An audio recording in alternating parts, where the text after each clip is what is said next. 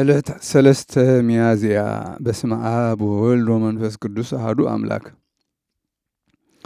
ዕለት 3 ሚያዝያ በዛ ዕለት እዚኣ ቅዱስ አባ ዮሐንስ ናይ ኢየሩሳሌም ኤጲስቆጶስ ዓረፈ። ነዚ ቅዱስ እዚ ወለዱ ካብ አይሁድ እዮም። ሕጊ ኦሪት ዝሕልዉ ናይ ኦሪት ምሁራን ነበሩ። እዚ ቅዱስ ምስ ዓበየ ትምህርትታት ሕጊ ኦሪት መሃርዎ ንክርስቲያን ብጽኑዕ ልቢ ይከራኸሮም ነበረ። ድሕሪዚ ጎይታና ኢየሱስ ክርስቶስ ምስጋና ንዕኡ ይኹን ሓቀኛ ኣምላኽ ከም ዝኾነ ናብ ዓለም ከም ዝመጸ ኣመነ። ብኢድ ቅዱስ ዮስጦስ ናይ ኢየሩሳሌም ኤጲስቆጶስ ተጠመቐ፣ ዲቁና ተሾመ። ኣብ ሃገረ ኢየሩሳሌም ኤጲስቆጶስ ክሳብ ዝሽየም ብምግባር ሰናይን ብፍልጠትን ዓበየ። ኤልያስ ተሰምየ እንድርያኖስ ምስ ነገሰ ኣብ ኢየሩሳሌም ዝፈረሰ ኣባይቲ ብስሙ ካሃንጽዎ ኣዘዘ። ካብኡ ኣብ ናይ ኣይሁድ ምኹራብ ኣፍ ደገ ኣዳራሽ ሃነጹ። ኣብ ናይ ኣይሁድ ምኹራብ ኣፍ ደገ ኣዳራሽ ሃነጹ። ኣብቲ መእተዊኡ ከዓ ብኽቡር እምኒ ሰሌዳ ገበረ። ኤልያስ ኢሉ ድማ ኣብኡ ስሙ ጸሓፈ። ኢየሩሳሌም ከዓ ብዘበኑ ካብ ኣሕዛብን ኣይሁድን መልአት። ኣሕዛብ ንክርስቲያን ኣብ ጎልጎታ ክጽልዩ ኢሎም ክመጹ ምስ ረኣይዎም ከልእዎም። ኣብኡ ከዓ ብስም ዝሑራ ኮኸብ ምኵራብ ሃነጹ።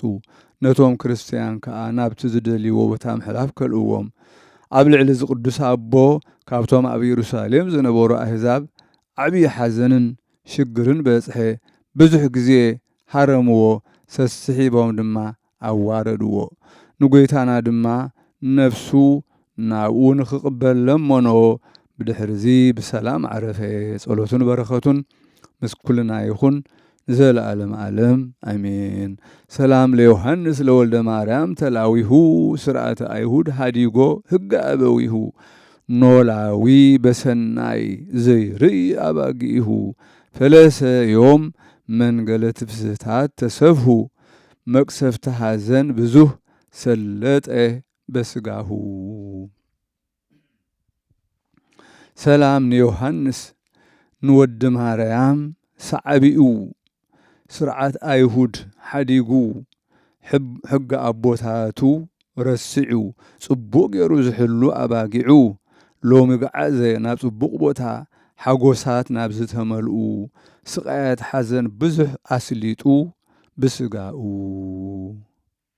በዛ ዕለት እዚኣ ቅዱስ ኣቦ ኣባ ሚካኤል ጻድቕን ንጹሕን ናይ እስክንድርያ ሊቀ ጳጳሳት ኣዕረፈ።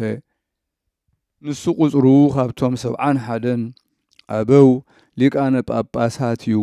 እዚ ኣቦ ጽቡቕ መገዲ መረፀ። ኣልባስ መንኩስና ክለብስ ደለየ። ኣብ ናይ ኣባ መቃርስ ቤተ ክርስቲያን ኣብ ገዳማ አስቄጥስ መንኮሰ። ክሳብ ዝሽምግል ከዓ ኣብኣ ተቐመጠ። ኣብ ብዙሓት መነኮሳት ተሾመ። ብኩሉ ዘበን ህይወቱ ከዓ ጽቡቕ ተጋድሎ ተጋደለ። ንእግዚአብሔር ባህ ኣበሎ። ንሹመት ጵጵስና ክሳብ ዘብጽሖ ዓብዪ ድኻም ደኸመ። ንሳ ክርስቲያናዊት ስርዓት እያ። ኣብቲ መጻኢ ዓለም ከዓ ሰማያዊት እያ።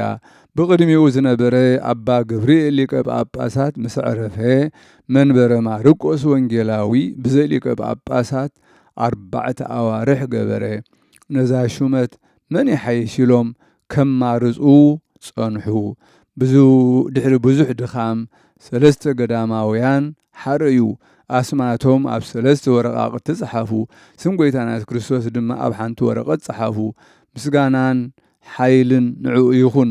ነተን ወረቓቕቲ በበይነን ጠቕሊሎም ኣብ መሰውኢ ኣንበርወን።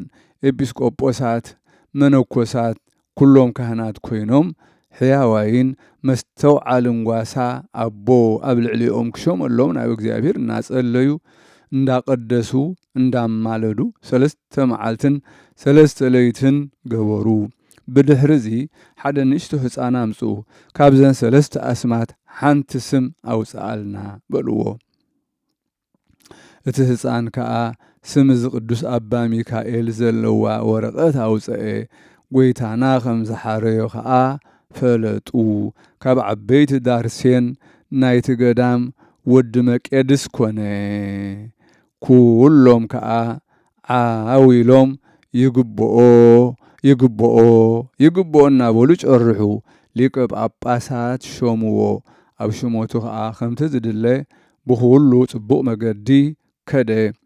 መልእኽቲ ጽሒፉ ናብ ኩሉ ዓድታትን ናብ ኩሎም ኤጲስቆጶሳትን ዝልእከሉ ፀሓፋይ ሓርዮም ሃብዎ።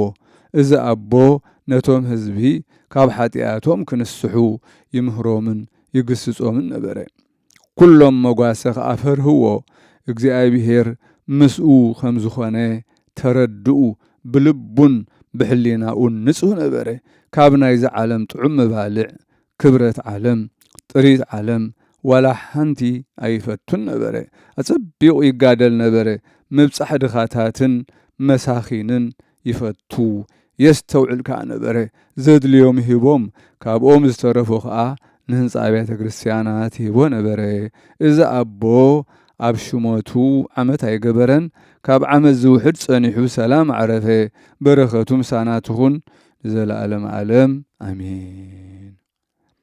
ሰላም ለሚካኤል ሃብለ ድንግልና ቅናቱ ሊቀ ጳጳሳት ውዱስ ወርቱዕ ሃይማኖቱ እመኒ አንበሩ ውፃዊ ኤጲስቆጶሳት ሲመቱ ወፅአ ክርታስ እምነ ክርስታሳት ሰለስቱ ስመዚአሁ ጽሁፈ ዝሃሎ ውስጤቱ። ሰላም ንሚካኤል ገመድ ድንግልና ቅናቱ ሊቀ ጳጳሳት ምስጉን ቅኑዕ ሃይማኖቱ ዕጫታት እንተንበሩ ኤጲስቆጶሳት ሽሞቱ ወረቐት ወፀ ካብ ደብዳቤታት ሰለስቱ ኣብ ውሽጡ ዝተጻሕፎ ስሙ ናይ ብሕቱ። በዛ ዕለት እዚኣ መርቄ ክርስቲያናዊ ነጋዳይ ኣዕረፈ። እዚ ቅዱስ እዚ ካብ ሰብ አንጾኪያ እዩ። ካብ ካሓድቲ መምለኽ ጣዖት ጉስፋር ዝስሙ ዓርኪ ፈታዊ ነበሮ። ብዘይካ ሃይማኖት ብዝኾነ ይኹን ኣይፈላለዩ ነበሩ። ካብ መዓልታት ሓደ መዓልቲ መርቄን ጉስፋርን ክነግዱ ነመግዱድ ናብ ዝተባህለ ቦታ ኸዱ። ሰብ ዘይብሉ በረኻ 5 መዓልቲ ክኸዱ ቀነዩ። መርቄ ክርስቲያናዊ ሃብታም ነበረ። 4 ጥረ ቅርሺ ወርቂ ምስኡ ነበሮ። ኣብ መገዲ ከለዉ ከዓ ናብ ሞት ዘብጽሕ ብርቱዕ ሕማም ሓመመ። ድሕሪዚ ነብሱ ኣጸናንዐ። ከም ዝብል ደብዳቤ ድማ ጸሓፈ። ካብ ባርያኻን ወዲ ኣገልጋሊትካን መርቄ ኣብ ጸሊም በቕሊ ዝተጻዕነ 4 ጥረ ቅርሺ ወርቂ ዘሎኒ ኦ ጎይታ ኢየሱስ ክርስቶስ ወዲ ሕያው እግዚኣብሔር ንዓኻ ይኹን። ኣብ ክንዲ በደለይን ጌጋይን መንግሥተ ሰማያት ክትህበኒ ናባኻ ትሕት ትብል ኣለኹ። እዚ ገንዘብ እዚ ንደቀይ ወይ ንሰበይተይ ወይ ናይ ዝማደይ ኣይኹን ኢሉ ነዛ ደብዳቤ ጠቕሊሉ ሓተማ። ንጉስፋር ፈታዊኡ ጸዊዑ እቲ ዝበሎ ክገብረሉ ብኣማልኽቱ ኣምሓሎ ከምዚ ከኣበሎ ምስ ሞትኩ ኣይትተንክፈኒ። እንታይ ደኣ እዚ 4 ጥረ ቅርሺ ወርቂ ምስቲ በቕሊ ወሲድካ ንጎይታይ ኢየሱስ ክርስቶስ ወዲ ሕያው እግዚኣብሔር ምስጋና ንዑ ይኹን ኣብ ኢዱ ሃበለይ ንኻልእ ከይትህብ በሎ። ጉስፋር ዓርኩ ከዓ ከምዚ ኢሉ መለሰ። ዓርከይ ዓቢድካ ዲኻ? ክርስቶስ ደኣ ሞይቱ ተንሲኡ ንሰማያት ዓሪጉ እንድኻ ትብል? ኣነ ደኣ በይ ክረኽቦ እየ ንሰማይ ዓሪገ ዶ ክህቦ በሎ። መርቄ ከዓ ናብ ቤተ ክርስቲያን ኪድ እሞ ባዕሉ ክመጽእ እዩ። ሽዑ ካብ ኢድካ ናብታ ኢዱ ሃቦ በሎ። ድሕሪዚ ክመውት ምስ ቀረበ ጉስፋር ካብኡ ርሕቕ ኢሉ ይጽበዮ ነበረ። መላእኽቲ ልብሲ ብርሃን ሒዞም ምስኦም ከዓ ጻድቃን ሰማዕታት ዳዊት እውን ብመሰንቆ እናዘመረ ናብ መርቄ ክወርዱ ረአየ። መንፈስ ቅዱስ በምሳል ጻዕዳ ርግቢ ኣብ ልዕሊ ስጋኡ 3 ግዜ ኦደ ወይ ዞረ። ሽዑ ትንፋሱ ወፀት እሞ ብዓብዪ ክብሪ ናብ ሰማያት ዓረገት። ካብኡ 2 ኣናብስ መጺኦም መቃብር ኩዒቶም ቀበርዎ።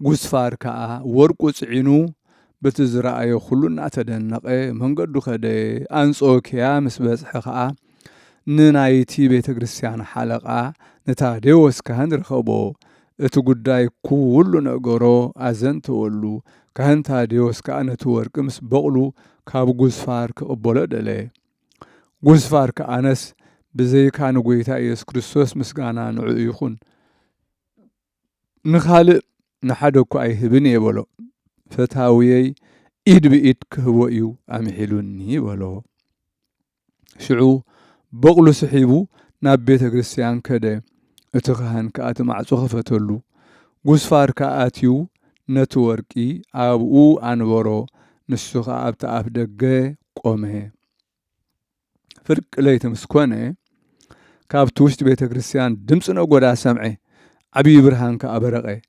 ويتها مسكدوسان ملاختي كاب سماي ورده أبلع المسوخ أتقمته حد خام ملاختها أو غزفار كحدي نمنتاي أبزي دويل كالوخا بولو غزفار كأبزعبات ورق عركو خمزم حالو بزي كان إيس كريستوس مسقانا نعيخون نخالق خيهبز ولو نقورو تملأ كأبلنع سجدمو خريستوس ودك زي أبير نسوخم زخونا فلت بولو غزفار كأسجده تادب دابيخ أهابو أوغيت هاي إيس كريستوس مسقانا نعاخا يقبع أنا بأخا أمين اللخوخ أبلي نتوركي كمزنو أزز 4 ترى ورق قرشخونه ويتاخ أبغشت هاديوس كتمق أززومو مس كلهم بيتسوو تتأمك 75 نفسات زخونو تتأمكو مستتأمق أب هايمانة كريستوس مسقانا نعو يخون موته أعرفه نخريستوس كبرن مسقانان يخون